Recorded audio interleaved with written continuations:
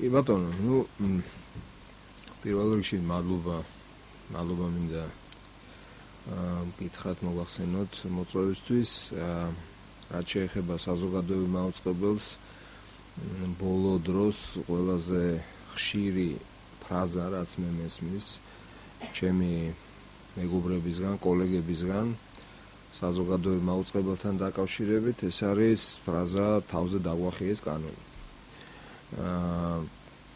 ძალიან სამწუხაროა, როდესაც ამ კონდიციაში ვართ დღეს ვისულები, როდესაც მნიშვნელოვანი ნაწილი ჩვენი საზოგადოების ის ნაწილი, რომელიც ძალიან აქტიურად იყო ყოველთვის ჩართული ამ პროცესებში, ის ნაწილი, რომელსაც ეთქმის სიტყვა ამ თვალსაზრისით, ამ საკითხებზე, აი მათი პოზიცია, მათი მნიშვნელოვანი ნაწილის პოზიცია არის ესეთი უაღრესად კრიტიკული არსებულ ვითარებასთან დაკავშირებით. ეხლა მოდით ძალიან მოკლედ გავიხსენოთ თუ რა გამოწვევების წინაშე ვიდექით ადრე და რა ეტაპები გავიარეთ, ვიდრე მოვედით დღეს. პირველი პრობლემა, რომელიც აშკარა იყო კანონი, რომელიც იყო გასაუმჯობესებელი ამ თვალსაზრისით გამოცდა, თუ შეიძლება ითქვას, გამოწვევასთან მიმართებით კარგად ჩააბარა სამოქალაქო საზოგადოებამ, მის წიაღში შემუშავდა ის კანონპროექტი, რომელიც შემდეგ პარლამენტმა კანონად აქცია. მინდა გითხრათ, რომ კანონი, რომელიც დღეს გვაქვს, არის კარგი, შესაძლოა არსებობდეს გარკვეული ტექნიკური ხასიათის შენიშვნები, ხარვეზები, შესაძლოა კანონი კიდე შეიძლება დაიხვეწოს, თუმცა მინდა გითხრათ, რომ კანონი არის კარგი. ეს გამოწვევა სამოქალაქო საზოგადოებამ მიიღო და კარგად ეს გამოცდა კარგად ჩააბარა. შემდეგი გამოწვევა გახდათ ის, თუ კანონის შესაბამისად როგორ კომისიას მივიღებდით ჩვენ. ძალიან მნიშვნელოვანი იყო კომისია, რა სახის იქნებოდა. ამ შემთხვევაში პირველი გამოწვევა ჰქონდა პარლამენტის თავმჯდომარეს, რომელსაც უნდა წარედგინა კომისია პარლამენტისთვის. მე მინდა გითხრათ, რომ ჩემი აზრით ეს გამოცდა კარგად ჩააბარა პარლამენტის თავმჯდომარემ, მან კარგი კომისიის წევრები წარუდგინა პარლამენტს და პარლამენტმაც ერთხმად დაამტკიცა კომისია. მინდა გითხრათ, რომ კომისია, რომელიც იყო პირველი ფილტრი და ძალიან მნიშვნელოვანი ამ ფილტრის არსებობა, იმუშავა კარგად. ყოველთვის შეიძლება ვთქვათ, რომ უკეთესად შეიძლება დაიმუშავა იმას, მაგრამ კომისია იყო კარგი. სია ჩემის აზრით, ის 27 კაცი, რომელიც არის წარდგენილი დღეს, არის კარგი. მე ვიმეორებ, არ ნიშნავს, რომ შეიძლება არსებობდნენ ადამიანები უკეთესი და სადღაც კიდე იყოს ვიღაცა, რომელსაც გაუჩნდა სურვილი ან გაუჩნდება სურვილი მომავალში მოინდომოს ბორდის წევრობა. ეს სხვა საკითხია. კომისია ვერასოდეს ამ ვითარებაში, ამ სიტუაციაში ვერასოდეს ვერ იქნება იდეალური, ესეც მინდა ხაზგასმით აღვნიშნო. თუ ჩვენ ველოდებით, რომ კომისია იდეალურად იმუშავებდა და შეარჩევდა ისეთ იდეალურ, ასე ვთქვათ, კანდიდატებს, რომელიც ყველასთვის იქნებოდა მისაღები, ესეთი რამე შეუძლებელია.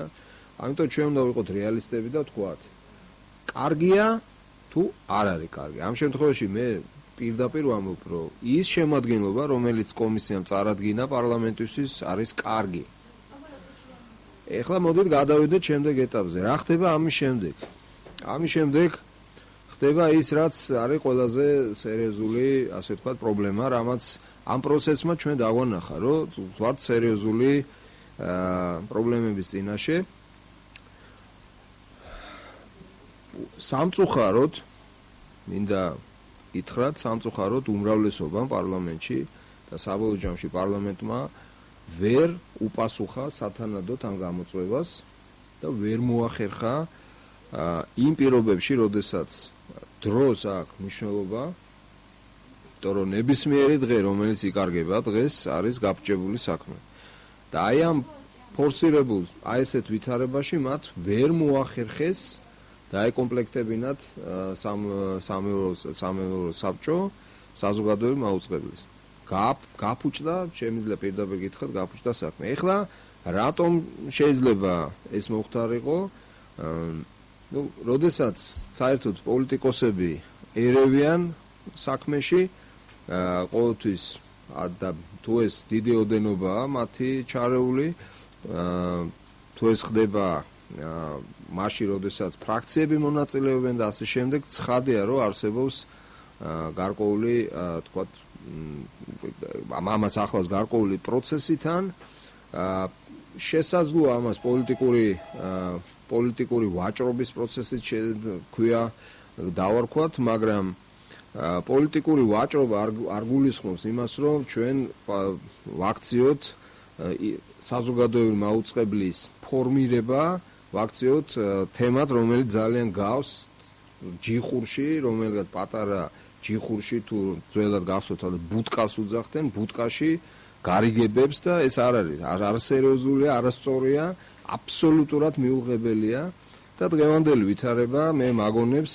აი ამ სიტუაციას, როდესაც რაღაცა დაბალი, ასე თქვათ, კატეგორიებით მსჯელობთ, მაშინ როდესაც უნდა მსჯელობდეთ მაღალი კატეგორიებით. ეს არის სამწუხარო ფაქტი. ეხლა რა არა, ვერ გეტყვით, უმრავლესობა, უმცირესობასაც ჰქონდა პრობლემა, მათ თავიდანვე ძალიან კვახე ფორმებში გამოხატეს, გამოთქვეს შეფასებები იმ კანდიდატურებთან დაკავშირებით, რომელიც კომისიამ წარუდგინა, მათაც დაატყეს თავისი კვალი და ეხლა ცდილობენ გამოასწორონ ვითარება, მაგრამ გააფუჭეს მათ უკვე საქმე. სამწუხაროდ, ასევე გააფუჭა საქმე უმრავლესობამაც, რომელსაც შეეძლო ბევრად უფრო კონსტრუქციული ყოფილიყო, მაგრამ ვერ გამოიჩინეს მათ კონსტრუქციულობა და სამწუხაროდ მათი, ასე თქვათ, პოზიცია იყო დესტრუქციული, პირდაპირ შემიძლია გითხრათ და ამ დესტრუქციას მოყვა აი ესეთი ვითარება, როდესაც ჩვენ შეიძლება მივიღოთ ან 4 წევრი მათი განცხადებებიდან გამომდინარე, რასაც მე გუშინ უსმინე ტელევიზიით, ბორდის 9 წევრის მაგივრად, ან საუკეთესო შემთხვევაში შეიძლება მივიღოთ 6 წევრი 9 წევრის მაგივრად. ეხლა დადგა სხვა გამოწვევები რა. კი ბატონო, ეს ასე თქვათ ბურთი იყო საზოგადოებრივი ორგანიზაციების ძირითადად სამოქალაქო საზოგადოების მოედანზე. კი ბატონო, მათ ეს ბურთი გადაიტანეს თავის მოედანზე. ეხლა ძალიან მაინტერესებს მე, რა იქნება შემდეგი ნაბიჯი. ვინ იქნება ის კომისია და როგორ დააკომპლექტებენ ამ კომისიას, ძალიან საინტერესო არის. იმიტომ რომ გამოდის, რომ ახალი კონკურსი უნდა ჩატარდეს, ახალი კომისია უნდა შეიქმნას, იმიტომ ძველმა კომისიამ ამოწურა შესაძლებლობები. მე არ მომისმენია არავისგან, რომ ეს კომისია იყო ცუდი, ეს რა თქმა უნდა კარგია, მაგრამ თუ კომისია არ იყო ცუდი, მაშინ როგორ ვაპირებთ, რა უნდა გავაკეთოთ? ერთი ეს გამოწვევა და მეორე არის ასევე ის გამოწვევა, თუ ვის ხედავენ, ძალიან საინტერესოა და როგორ ხედავენ დანარჩენი წევრები ვინ უნდა იყვნენ ამ სამეურვეო საბჭოსი, თუ 4 არის დაკომპლექტება დღეს ან ხვალ რჩება 5 და თუ დაკომპლექტა 6 რჩება 3. აი ძალიან საინტერესოა, რა პრინციპით ხდება საერთოდ აი ესეთი გადაწყვეტილებების მიღება შიგნით და ძალიან საინტერესოა და მე ვფიქრობ, რომ ჩვენ უნდა გავაგრძელოთ აუცილებლად დისკუსიები, როგორი ფორმითაც არ უნდა წავიდეს, იმიტომ ცხოვრება არ თავდება არც დღეს და არც ხვალ და გრძელდება და ჩვენ უნდა ვიცოდეთ, რა არის ეს მათი პოლიტიკური გემოვნება, რა კრიტერიუმებით არ ვარჩევთ ჩვენ სამეურვეო საბჭოს წევრებს, რა პოლიტიკური ნიშანი თუ პირიქით ნიშნის არქონა არის მნიშვნელოვანი და გადამწყვეტი ამ სიტუაციაში. ძალიან საინტერესოა, როგორია მათი პოლიტიკური შეხედულებები და გემოვნება. ახლა ძალიან მინდა დავინახო რა იქნება ხვალ და ზეგ და კიდევ ერთი თქვენ დააკვირდით ელჩების ერთობლივ განცხადებას, რომელიც მედიით გამოქვეყნდა. ეს არის ძალიან სერიოზული სიგნალი, იცით? მე მეჩვენება, რომ ეიფორია სამწუხაროდ კიდევ არ დასრულდა იმ არჩევნების შედეგად. და მათ გონიათ, რომ ყველა გადაწყვეტილებას, რომელსაც ისინი მიიღებენ, იქნება სწორი. ეს არის ისეთი ეიფორიული სიტუაცია. პოლიტიკას ახასიათებს ცხადია შეცდომებიც და მინდა მათ უთხრა, ვინც ამ გადაწყვეტილებას იღებს, რომ შესაძლოა ჩვენც უშვებთ რაღაც შეცდომებს. მე ამ შემთხვევაში სამოქალაქო საზოგადოების იმ ნაწილს გულისხმობ, რომელიც კომისიაში იყო წარმოდგენილი ან კომისიის გარეთ არის, შეიძლება იდეალურად ჩვენც არ ვიქცევით, მაგრამ ამ ვითარებაში მე მგონი უფრო რაციონალური გადაწყვეტილება უნდა მიეღოთ ყველაფერს მიუხედავად. მიუხედავად იმისა, რომ შესაძლოა ვიღაცები დარჩნენ გარეთ, მინდა ხაზი გაუსვა და ეს ვიღაცები არიან კარგი ადამიანები, ღირსეული ადამიანები. მაგრამ ჩვენ უნდა მიგვიღო რაციონალური გადაწყვეტილება. აი ეს არის ჩემი, ასე თქვა, შეფასება იმ ვითარებისა, რომელიც დღეს ჩამოყალიბდა. მე იმედი მაქვს, რომ 4 წევრი არ იქნება და იქნება მეტი. დღეს მიუხედავად იმისა, რომ გაფუჭდა საქმე, მე მირჩევნია, რომ ნაკლებად გაფუჭდეს, ვიდრე უფრო მეტად გაფუჭდეს. ამიტომ 4-ს რა თქმა უნდა ჯობია 5 და ჯობია 6. ესეც ძალიან ასე თქვათ არსებითი საკითხია და თუ იქ კიდე დასახელდა რამდენად მე ვიცი ქალბატონი ჯავახიშვილი, რომელიც ჩემი აზრით ძალიან საინტერესო კანდიდატურა არის და თუ მოხერხდა და მეშვიდეც დამტკიცდება დღეს, თუმცა მე ილუზიები ნაკლებად მაქვს და დარწმუნებული ვარ დღეს უსმენდი კომენტარებს, რომ ჩვენ ამ კანდიდატის ირგვლივ არ შევჯერებულ ვარ და შესაბამისად არ გვაქვს არანაირი დადებითი გადაწყვეტილება, ეს წინასწარ გულისხმობს იმას, რომ ამ კანდიდატურასაც ჩააგდებენ, რაც ჩემი აზრით არ იქნება მაინდა-მაინც სწორი და გონივრული გადაწყვეტილება. ესაც შეეხებოდა საზოგადოებრივ მაუწყებელს.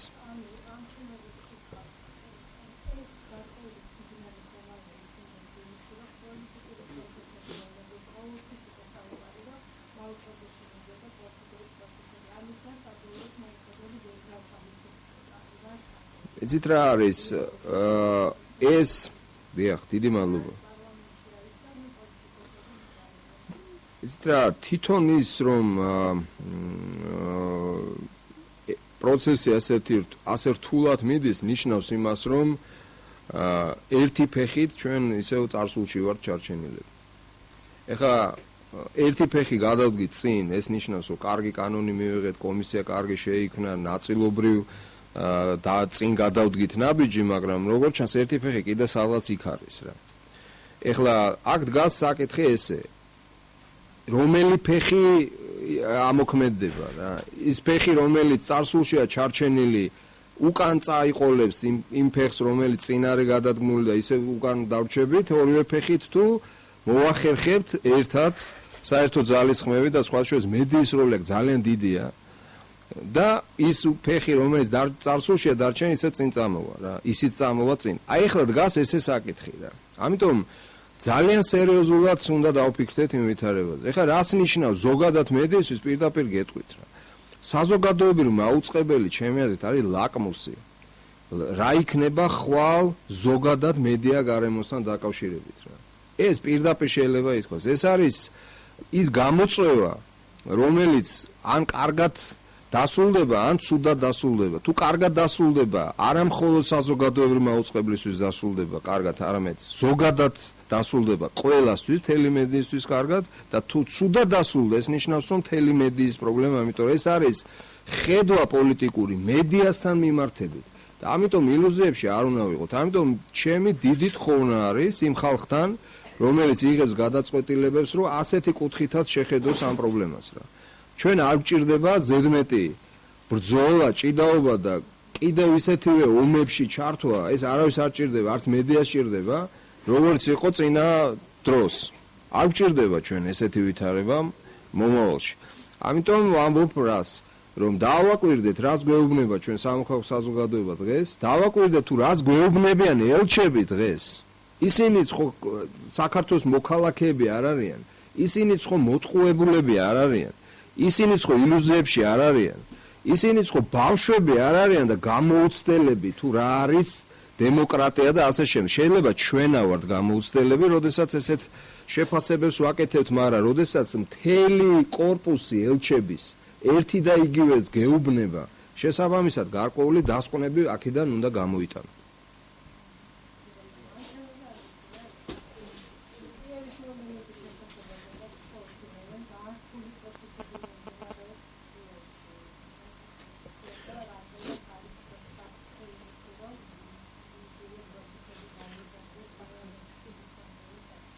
ცით რა მე დარწმუნებული ვარ, რომ კიევში არა მხოლოდ უკრაინელების ბედი წყდება, არამედ წყდება პოსტსაბჭოთა სივრცის აღმოსავლეთ ევროპის ამ ქვეყნების, როგორც არის საქართველო და მოლდოვა ამ შემთხვევაში და არა მარტო ეს ორი ქვეყანა, არამედ დანარჩენი ქვეყნებიც. იმიტომ რომ იქ როგორ განვითარდება მოვლენები, ეს იქნება ნაბიჯი სწორედ მომავალი მოქმედებებისთვის. პირველი ძალიან დიდი მწუხარება მინდა გამოთქვა მსხვერპლის გამო და საუბედუროთ იქ უკვე არის მსხვერპლი, იცით ალბათ, ხო, დაიღუპნენ ადამიანები. მეორე ძალიან საწყენია და გულსატკენია, როდესაც ჩვენი მოძმე ხალხი, უკრაინელები ასეთ რთულ სიტუაციაში არიან და ასე უფუჭებენ მათ პერსპექტივას და მათი პერსპექტივა ნათელია და უმრავლესობა უკრაინელების არის ევროპული ორიენტაციის და მათ უნდა ცივილიზაციაში ყოფნა და არ უნდათ ეს ასე თქვა ტოტალიტარულ სახელმწიფოში ყოფნა, არ უნდათ რუსული სცენარი ცხოვრება. ამიტომ მე უნდა გითხრათ, რომ როგორადაც შეგვიძლია, რაც შეგვიძლია ჩვენ ქართველებს, საქართველოს მოქალაქეებს ყველანაირად უნდა დავეხმაროთ უკრაინელებს. სიტყვით, პუბლიკაციებით, რეპორტაჟებით, და ძალიან მიხარია, რომ ქართული მედია იქ არის და ესე აქტიურად აშუქებს ამ პროცესებს. ეს არის ჩვენი ვალი და კიდევ მინდა გითხრათ, რომ შესაძლოა ჩვენ კიდევ უფრო მეტი უნდა გავაკეთოთ მათთვის. Алло.